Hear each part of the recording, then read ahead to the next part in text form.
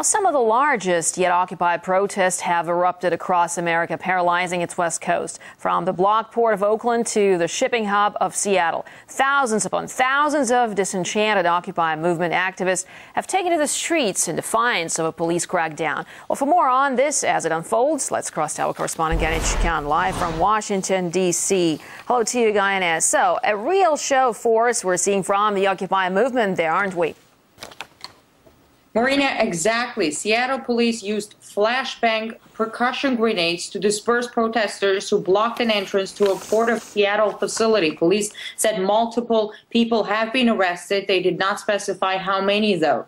You could see Occupy Seattle protesters standing there at the port with banners which read "Made in China," clearly indicating a problem which they often highlight in their statements, the protesters, and that is American jobs outsourced to China. The protesters were those protests were part of a national effort to block West Coast port traffic. Thousands took on ports from California to Alaska to disrupt what they described as an economic machine that benefits the wealthiest individuals and corporations. And that's been the occupiers' message from the very beginning. They've marched on ports in San Diego, Los Angeles, Oakland, Portland, Seattle, Tacoma, Anchorage in Alaska. The protesters have indeed managed to disrupt the work of those major ports on the West Coast. In Oakland, the port there was almost entirely shut down. Same in Portland. In LA, they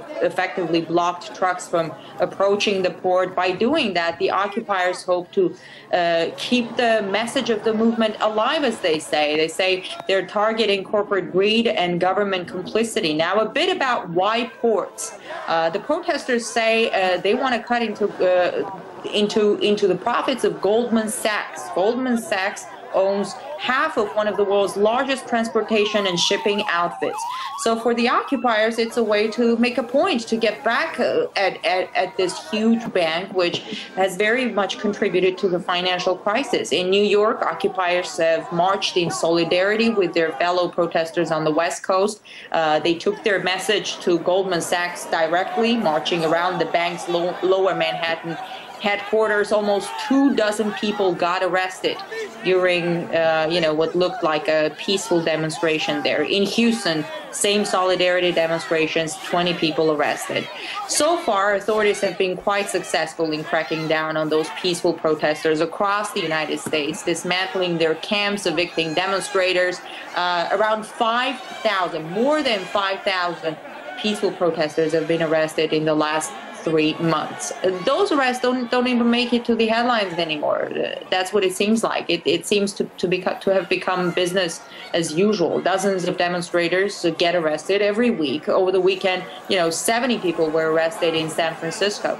Now, as occupiers are being forced out of their occupied locations in parks and plazas all across America, members of the movement want to make sure that their message doesn't vanish together with those tents there. Right, well, indeed, we've seen some dramatic footage while you were explaining to us what's happening there in the West Coast. Ganesh Chikhan, thanks very much indeed for bringing us this update.